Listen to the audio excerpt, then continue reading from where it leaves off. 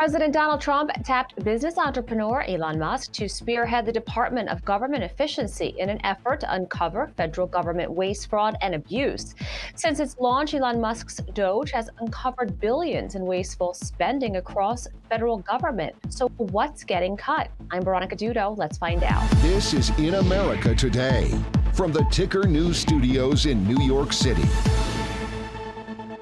The Department of Government Efficiency, led by Elon Musk, has over $370 million in taxpayer-funded diversity, equity, and inclusion programs at the Department of Education in just 48 hours.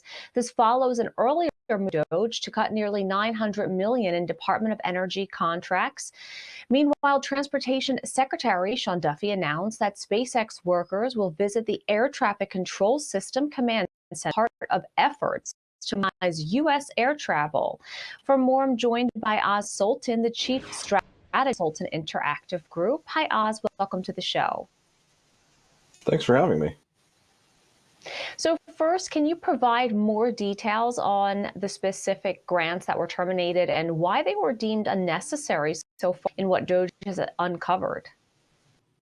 Sure. When they started going through, they started with a smaller agency, which would be easy at it, and they're starting to move on to the larger ones now. USAID has had a lot of questions around it for a number of years, largely due to kind of, I guess you would call it, interest funding of activities. So on the one side, there's this quandary in between the current administration and the previous administration on the admission of and its efficacy. In one case, there was questions around the term that turned out to be a city in southern, but $15 for condoms, millions of dollars, race-based retraining based upon perceptions of internal racism, millions of dollars that we overseas or a variety of programs that weren't necessarily like or used. Now, inside of this, there are a couple that cap the chopping block, I think, and are probably going to be revisited. Some of these include, drug programs sent to Central Africa. Some of these also include smaller aid programs. When you start going through like over $1 billion worth of expenditure, find over $10 billion worth of significant and egregious special interest funding. I think that's the benefit of the American people, but it is going to catch the ire of Democrats out there. Now, of course, we did see some protests in Washington, D.C. that happened today with a lot of the efforts that were behind DOGE. Now, do we know yet how are determining which government programs are wasteful and what criteria are being used for these cuts? We believe have publication to that. I think there will be more information forthcoming, but a lot of what they're looking at is misspending, double spending. Started auditing the Social Security database to see where these payments are going. There's over 1 million people that are above the age of 110 that are receiving Social Security payments. A couple of people that were aged 200 and 300 that were receiving Social Security payments. So, I think one of the biggest things that they're looking at is just simple audits that should have been done over the course of many admissions, but concluded. Secondarily, I think what they're looking at is, where's this spending going? Who are these contractors? And is this actually adding things to what the American government should be? But the big thing they're looking to do is they're looking to reduce bureaucracy. And this was a big effort that Trump had in his first administration. Also got stymied in what people are calling the deep state, but it's really Democrats that were making many of the laws that we have to by. That was thrown out by the Supreme Court a couple of years ago. And the impact of this administration, DOGE, effectively, is that you're starting to see these cuts. Are some mistakes going to be made? Yeah, we saw this with oversight, right? So all those are trying to hire them back.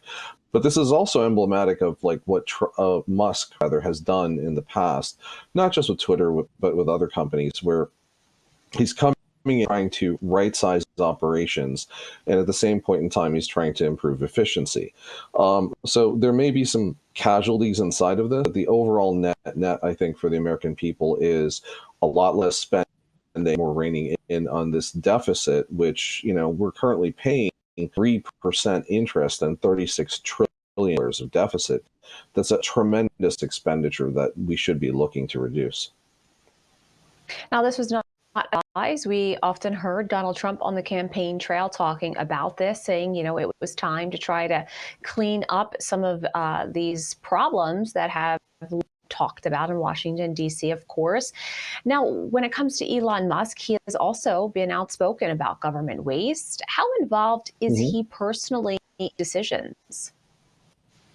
I think what he's doing is he's making advisements. So they're doing full data audits of entire departments. They're making advisements. This is being kicked up to the White House. And then the White House is making the decisions in terms of what the downsizing should be for a number of these departments. Also, what the cleanup should be for a large number of these departments. And that is going into things like, you know, the IRS these days, where we're finding out that, you know, the IRS specifically targets the average American taxpayer because they think it's too complicated to go to the larger taxpayer. And you're going to find like these double standards that have been in bureaucracy for such a tremendously long time. We're trying to root those out.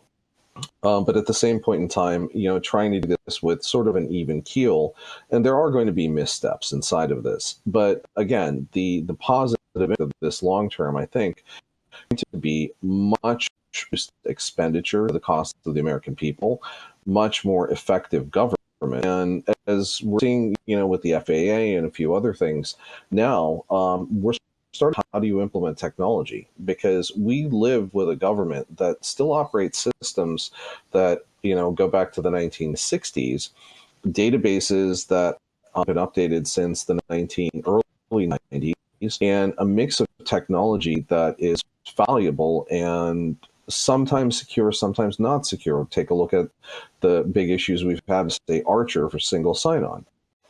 So, you know, there's going to be some mishaps here, but it was positive. Now, we heard from Secretary Duffy, of course. He's coming from the Transportation Department, and he made an announcement. This is regarding the modernization of air traffic control. Announced that SpaceX will be involved. What role do you think SpaceX might have in advising or contributing to this effort? So I think it could be twofold. Number one is that if SpaceX, first of all, has been working tremendously over the course of the past few years to get a lot of payloads into low Earth orbit, a much reduced than the government can. In this make, I think it would be probably three. It would be SpaceX looking at what could be done for satellite-based tracking of planes, that we had really, really specific GPS coordinates of these planes that perhaps electromagnetic, sort of like field sensitive, solar flares and a variety of the other things that are coming, on scene these days, that it prevents some of that. At the same point in time, I think we're looking at potentially star connections in terms of trains, so that the GPS field around these planes reduced from a couple hundred feet. And thirdly, we need to have some sort of system-wide upgrade, and this is regular technology. We're talking about tens of thousands of systems in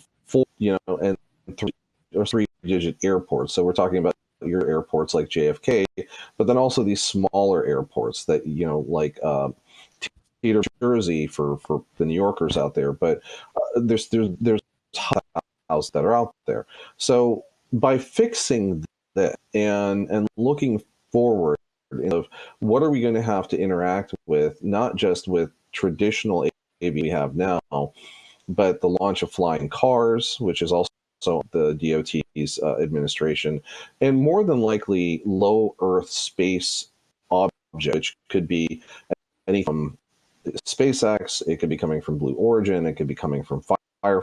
We have all these companies entering the fray.